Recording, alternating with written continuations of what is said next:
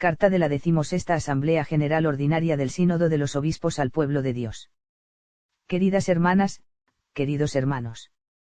Cuando se acerca la conclusión de los trabajos de la primera sesión de la 16ª Asamblea General Ordinaria del Sínodo de los Obispos, queremos, con todos vosotros, dar gracias a Dios por la hermosa y rica experiencia que acabamos de vivir. Este tiempo bendecido lo hemos vivido en profunda comunión con todos vosotros. Hemos sido sostenidos por vuestras oraciones, llevando con nosotros vuestras expectativas, vuestras preguntas y también vuestros miedos. Han pasado ya 2 años desde que, a petición del Papa Francisco, se inició un largo proceso de escucha y discernimiento, abierto a todo el pueblo de Dios, sin excluir a nadie para caminar juntos, bajo la guía del Espíritu Santo, discípulos misioneros siguiendo a Jesucristo. La sesión que nos ha reunido en Roma desde el 30 de septiembre constituye una etapa importante en este proceso. Por muchos motivos, ha sido una experiencia sin precedentes. Por primera vez, por invitación del Papa Francisco, hombres y mujeres han sido invitados, en virtud de su bautismo, a sentarse en la misma mesa para formar parte no solo de las discusiones, sino también de las votaciones de esta Asamblea del Sínodo de los Obispos. Juntos, en la complementariedad de nuestras vocaciones, de nuestros carismas y de nuestros ministerios, hemos escuchado intensamente la palabra de Dios y la experiencia de los demás.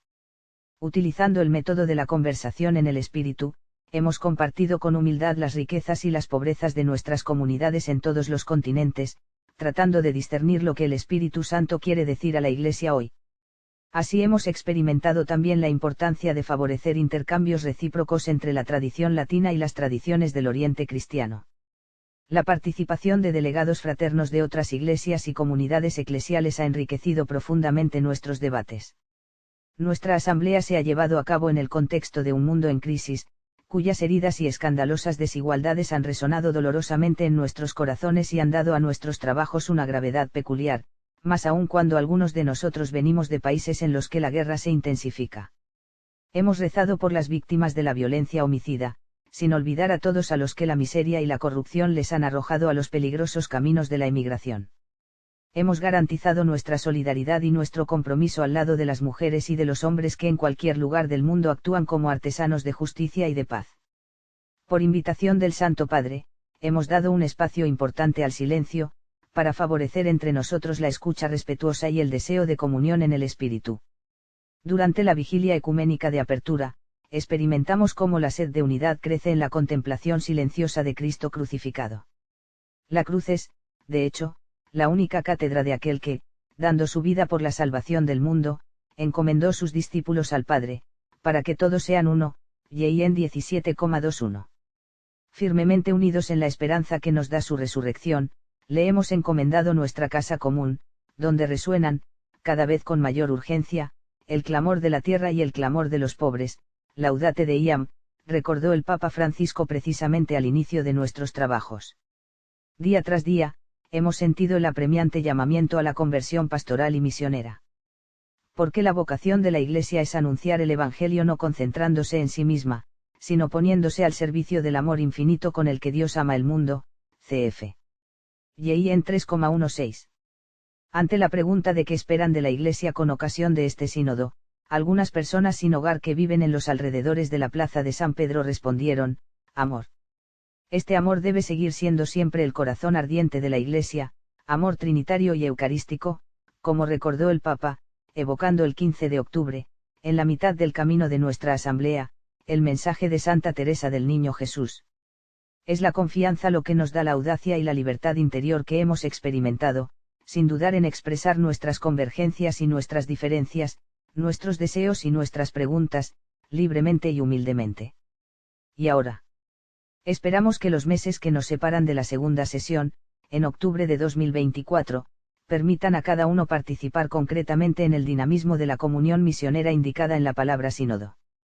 No se trata de una ideología, sino de una experiencia arraigada en la tradición apostólica. Como nos recordó el Papa al inicio de este proceso, si no se cultiva una praxis eclesial que exprese la sinodalidad, promoviendo la implicación real de todos y cada uno, la comunión y la misión corren el peligro de quedarse como términos un poco abstractos. 9 de octubre de 2021. Los desafíos son múltiples y las preguntas numerosas, la relación de síntesis de la primera sesión aclarará los puntos de acuerdo alcanzados, evidenciará las cuestiones abiertas e indicará cómo continuar el trabajo. Para progresar en su discernimiento, la Iglesia necesita absolutamente escuchar a todos, comenzando por los más pobres. Eso requiere, por su parte, un camino de conversión, que es también un camino de alabanza. Te doy gracias, Padre, Señor del cielo y de la tierra, porque has escondido estas cosas a los sabios y entendidos, y las has revelado a los pequeños. LC 10,21. Se trata de escuchar a aquellos que no tienen derecho a la palabra en la sociedad o que se sienten excluidos, también de la Iglesia. Escuchar a las personas víctimas del racismo en todas sus formas, en particular en algunas regiones de los pueblos indígenas cuyas culturas han sido humilladas. Sobre todo, la Iglesia de nuestro tiempo tiene el deber de escuchar, con espíritu de conversión, a aquellos que han sido víctimas de abusos cometidos por miembros del cuerpo eclesial, y de comprometerse concretamente y estructuralmente para que eso no vuelva a suceder. La Iglesia necesita también escuchar a los laicos, a las mujeres y a los hombres, todos llamados a la santidad en virtud de su vocación bautismal, el testimonio de los catequistas, que en muchas situaciones son los primeros en anunciar el Evangelio, la sencillez y la vivacidad de los niños, el entusiasmo de los jóvenes, sus preguntas y sus peticiones, los sueños de los ancianos, su sabiduría y su memoria.